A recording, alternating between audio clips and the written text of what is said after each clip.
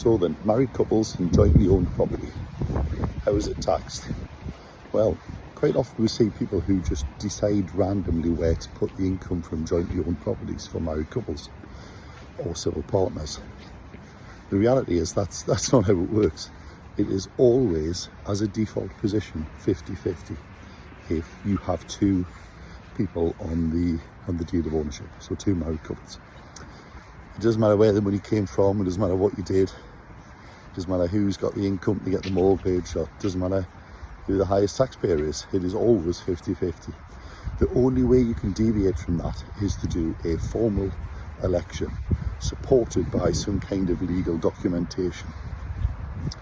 Now, a typical route would be a declaration of trust, which you should get a solicitor to do, and the declaration of trust goes into HMRC with something called a Form 17. And the Form 17 can backdate the position for only 60 days. So you can't really do this retrospectively. It's a current and ongoing thing, not a historic thing.